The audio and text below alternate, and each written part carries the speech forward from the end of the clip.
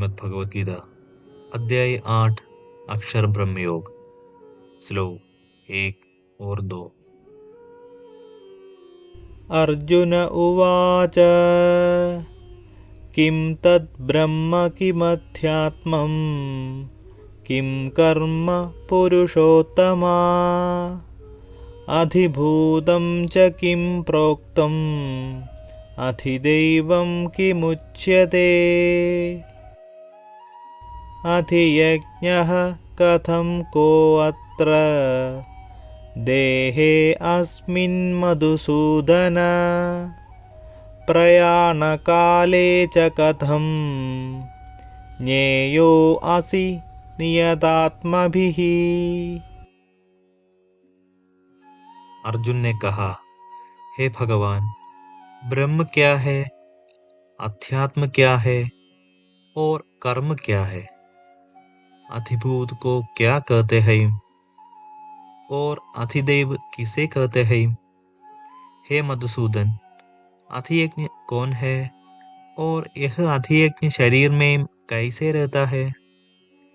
हे कृष्ण, दृढ़ मन से आपकी भक्ति में लीन रहने वाले मृत्यु के समय आपको कैसे जान पाते हैं? 7वें अध्याय का उपसंहार करते समय भगवान ने ब्रह्म, अधिभूत, अध्यात्म, अधिदेव, अधियज्ञ जैसे शब्दों से परिचित कराया था। अर्जुन इन शब्दों के संबंध में और अधिक जानने के लिए उत्सुक है, इसलिए उसने इन 2 श्लोकों में 7 प्रश्न पूछे हैं। इन 7 प्रश्नों में से 6 प्रश्न श्री कृष्ण द्वारा उल्लिखित शब्दों से संबंधित है। 7वां प्रश्न मृत्यु के समय के संबंध में है।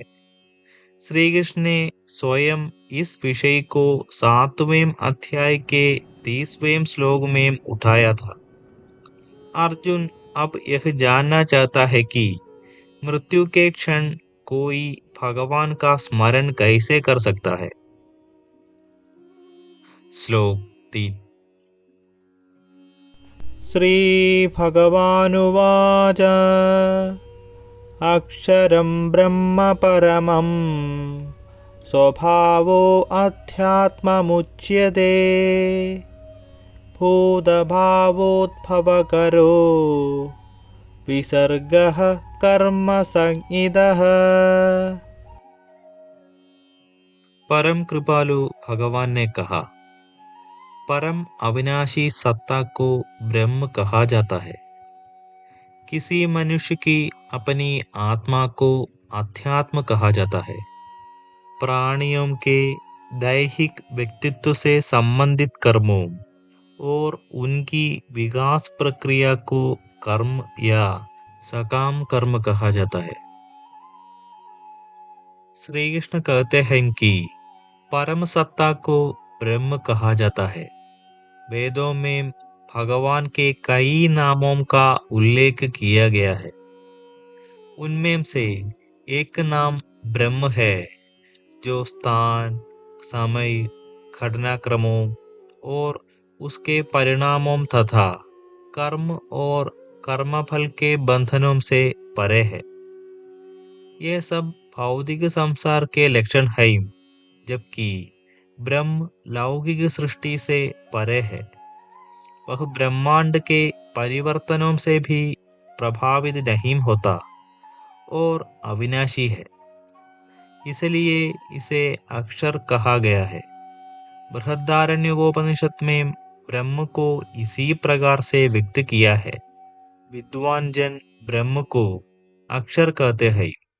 इसे परम नाम भी दिया गया है, क्योंकि वह ऐसे गुणों का स्वामी है जो माया और जीवात्मा के स्वामित्व से परे है।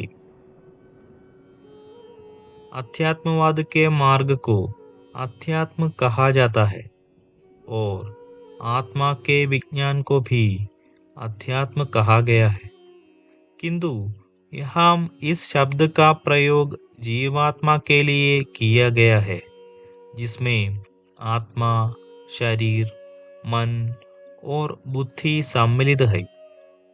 कर्म शरीर द्वारा संपन्न किए जाने वाले कार्य है जो जीवात्मा को जीवन के एक जन्म से दूसरे जन्म की विचित्र परिस्थिति में फंसा देते हैं। ये कर्म जीवात्मा को संसार रूपी भौतिक जगत के जीवन मरण के चक्र में डाल देते हैं। आगे हम विस्तार से चर्चा करेंगे। ॐ गुं गुरुभ्यो